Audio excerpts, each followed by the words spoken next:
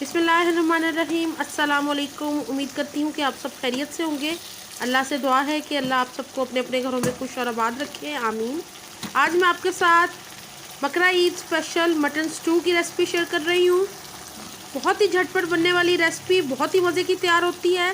तो रेसिपी को मुकम्मल देखिएगा, वीडियो को लाइक ज़रूर कीजिएगा। मटन स्टू को बनाने के लिए जिन जिन चीज़ों की ज़रूरत है नोट डाउन कर लीजिए। यहाँ पे हमें चाहिए मटन बोनलेस लीजिएगा और इसको छोटे छोटे क्यूब्स में कट कर लेना है। आप अपने बुच्चर से कह के भी करा सकते हैं। यहाँ पे मैंने मछली का गोश्त लिया है 1 kg, 2 मीडियम साइज़ के प्याज जिनको मैंने बारीक स्लाइस में कट कर लिया है। इसके अलावा हमें चाहिए 1 कप भर के दही, इसको अच्छी तरह फेंट लीजिएगा। साथ ही हमें चाहिए 2 अदद बड़े टमाटर, 3 से 4 हरी मिर्चें, अदरक का छोटा सा पीस और हरा धनिया। साबुत खड़े मसाले हमें चाहिए ज़ीरा, काली लाल मिर्च, लौंग, दालचीनी और धनिया 1 टीस्पून। और यहाँ पे मैंने लिया है धनिया पाउडर, नमक 1 टीस्पून और 8 से 10 लाल मिर्चें ले ली हैं। 2 टीस्पून लहसुन अदरक का पेस्ट शामिल करेंगे।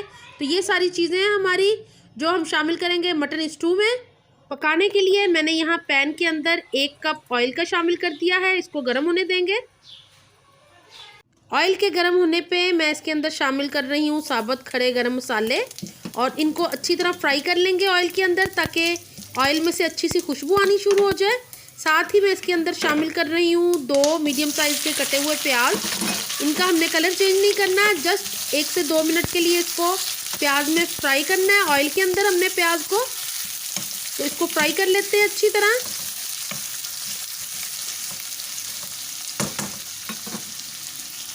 साथ ही मैं इसके अंदर शामिल कर रही हूँ कटे हुए क्यूब्स जो मटन के लिए थे हमने, और उनको भी हमने प्याज के साथ ही सारा शामिल कर देना है और इसको फ्राई करेंगे हम 1 से 2 मिनट के लिए। साथ ही लहसुन अदरक का पेस्ट शामिल कर दूंगी मैं।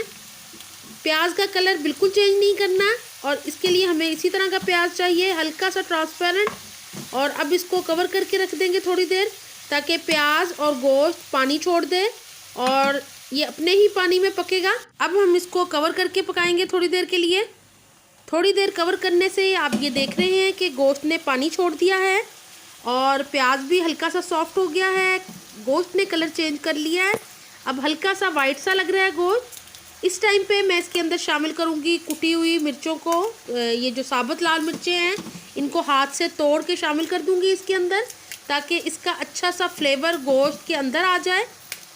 आप इसकी जगह कुटी हुई लाल मिर्चें भी शामिल कर सकते हैं, लेकिन स्टू क्योंकि खड़े मसाले का बनता है तो उसके लिए बेस्ट यही है कि हम इसके अंदर साबुत लाल मिर्चों को तोड़ के शामिल करें।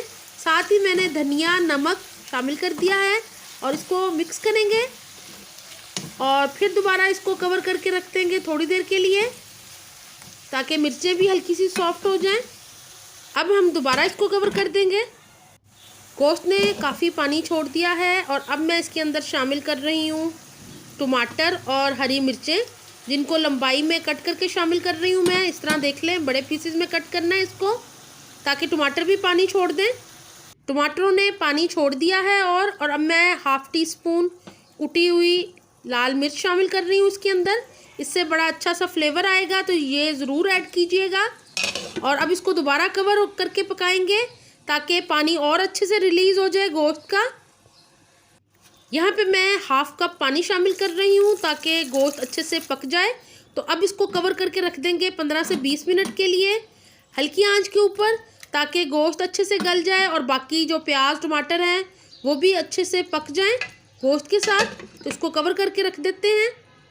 तकरीबन 15 से 20 मिनट हो गए हैं और आप देख रहे हैं कि बहुत ही प्यारा सा सालन का कलर लग रहा है। अभी इसके अंदर पानी है तो हमें इसे थोड़ी देर और पकाना है। तो ये देखें, मैं आपको दिखा देती हूँ। अभी ये मुकम्मल तैयार नहीं हुआ तो इसको अभी हम 5 से 10 मिनट के लिए और पकाएंगे। तो इसको कवर करके रख देते हैं ताकि इसका पानी और ड्राई हो जाए और फिर इसको तेज़ आंच पे भून लेंगे हम। यहाँ पे जी आप देख लें साइडों पे बबल्स आने शुरू हो गए हैं, सालन हमारा भुनना शुरू हो गया है और ये निशानी है, आपको ऑयल भी नज़र आ रहा होगा। आंच को अब तेज़ करके हमने इसको भून लेना है अच्छी तरह। तकरीबन और 10 मिनट हो गए हैं और बहुत अच्छे से सालन ने ऑयल को रिलीज़ कर दिया है। और आप देख रहे हैं बहुत ही मज़े का सालन लग रहा है हमारा। आप इसको नान के साथ या राइस के साथ एंजॉय कर सकते हैं। अब इसकी हम करेंगे थोड़ी सी गार्निश, जिसके लिए मैंने हरा धनिया कट कर लिया है, अदरक के स्लाइसिस को बारीक कट कर लिया है, और आप इसके अलावा हरी मिर्चें और काट के शामिल करना चाहें तो कर सकते हैं इसके अंदर, वरना हमने ऑलरेडी इसके अंदर शामिल कर दी हैं। और अब हम इसकी करेंगे गार्निश, और उसके लिए शामिल करूँगी मैं हरा धनिया बारीक कटा हुआ, अदरक के बारीक स्लाइस में कटे हुए कुछ पीसेस, और मज़ेदार सा हमारा मटन स्टू बिल्कुल रेडी हो गया है। आप इसको एंजॉय करें। और अगर आपने अभी तक मेरे चैनल को सब्सक्राइब नहीं किया तो प्लीज़ आप लोग मेरे चैनल को सब्सक्राइब ज़रूर कीजिएगा। वीडियो आपको अच्छे लगे तो वीडियो को लाइक ज़रूर कीजिएगा, फैमिली फ्रेंड्स के साथ शेयर ज़रूर कीजिएगा।